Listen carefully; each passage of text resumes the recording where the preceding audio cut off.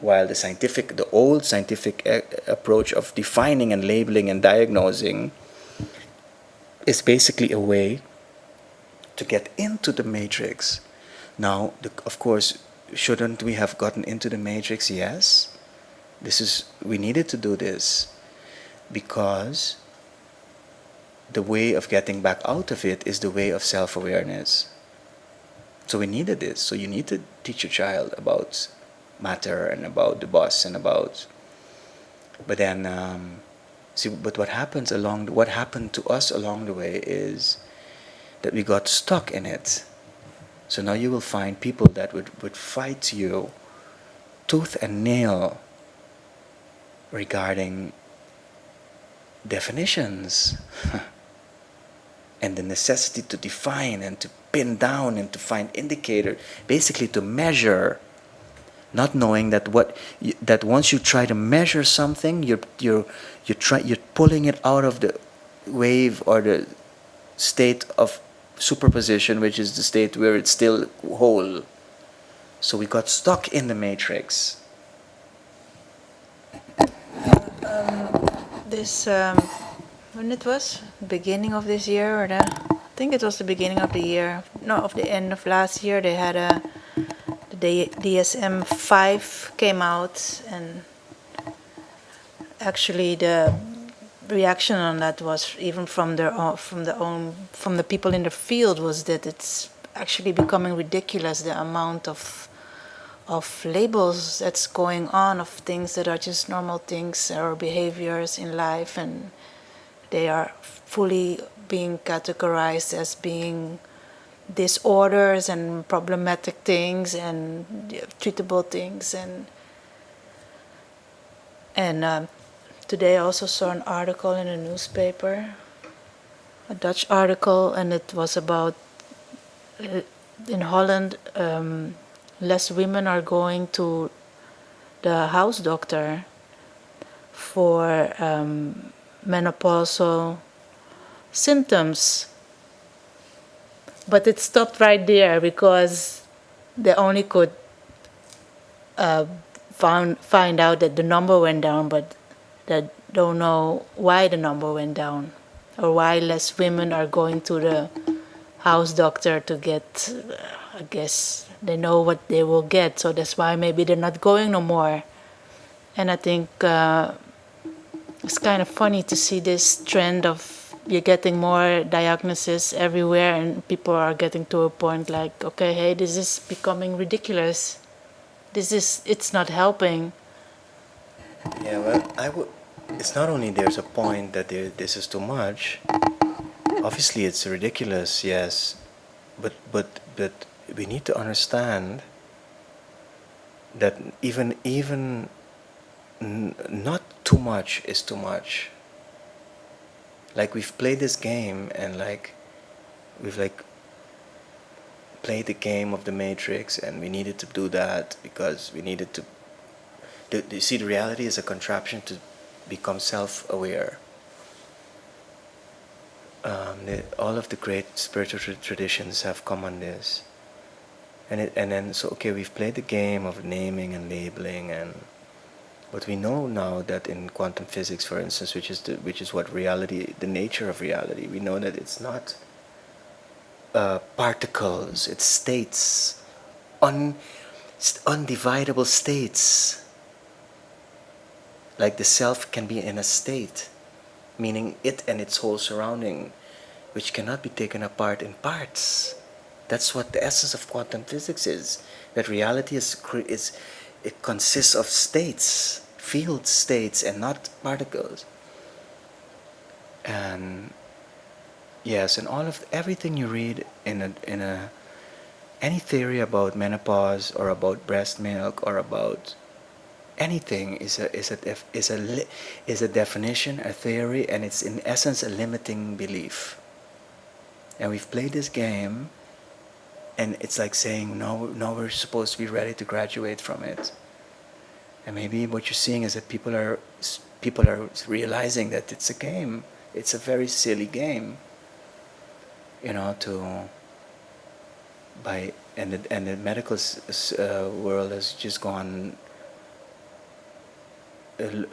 becomes insane, because for any little symptom they give it a name and they set up a research chair for it, and then you have this Babylonian language confusion between the disciplines, and we know that it's they cannot fathom the whole, because they're looking at the whole from out of a part.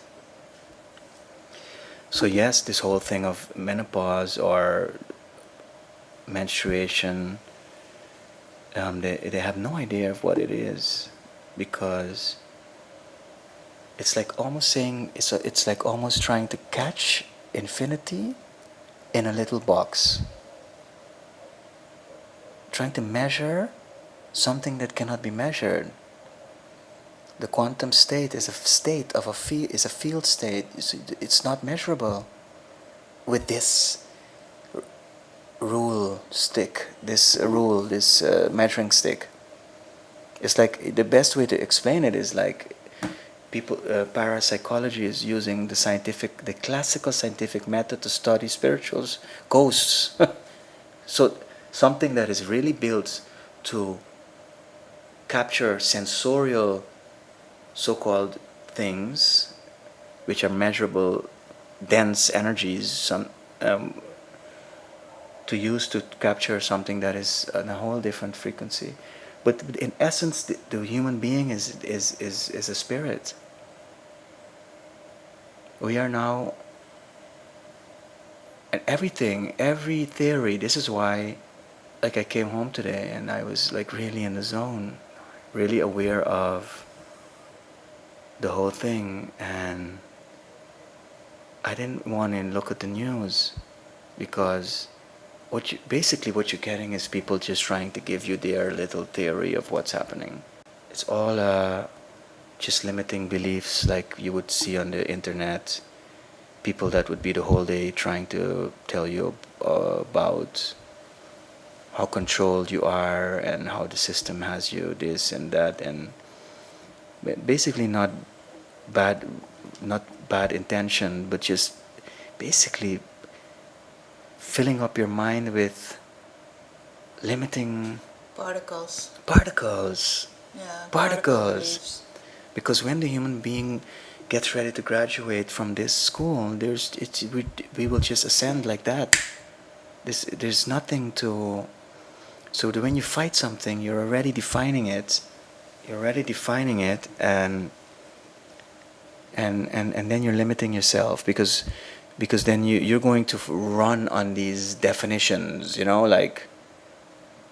And if enough people keep saying we're going to have a third world war, everybody's going to focus on that, and you create it. If you got cancer, it's all just it's okay because we needed to do this, but now the time has come to just snap out of it.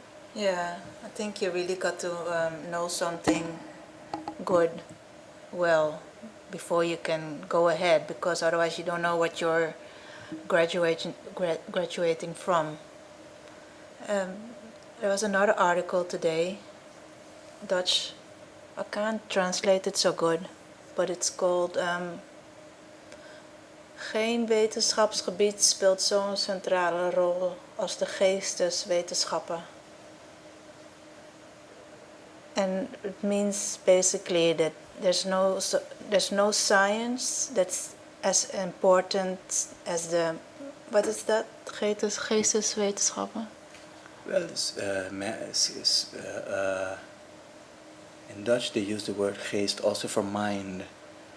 So I would say maybe the mental and the spiritual sciences, if you wish. Yeah. Theology.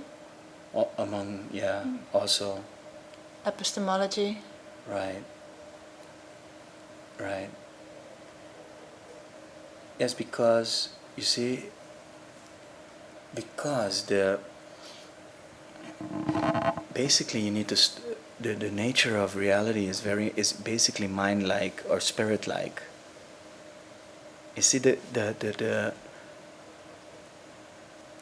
whole thing is to be able to draw conclusions, and when basically what we find in quantum physics is an incredible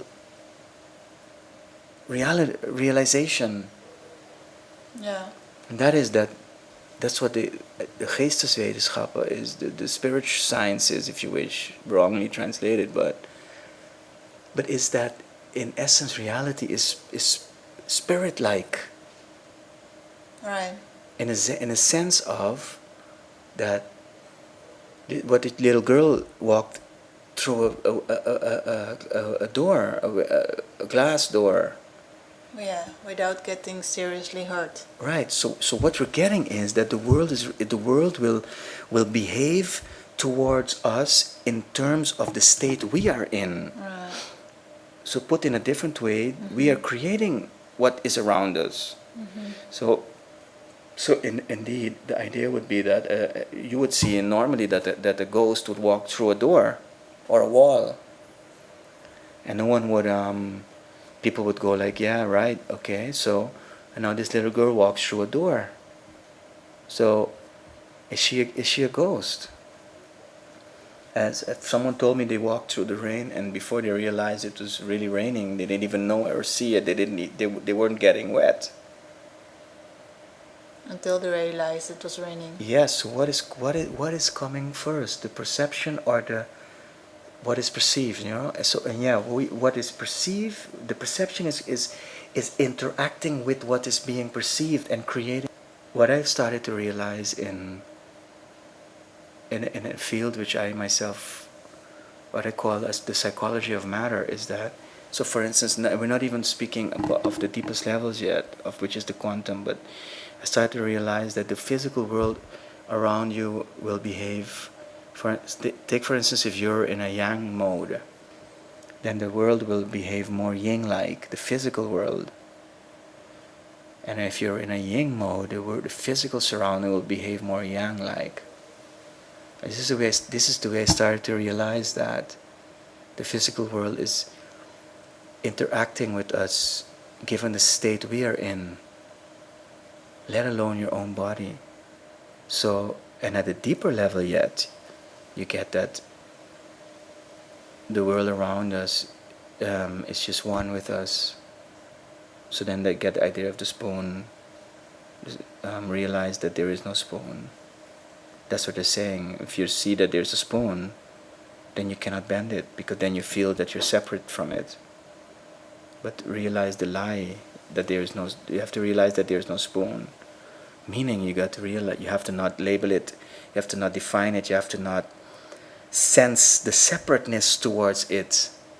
And then you are the spoon. So that's at the deepest level.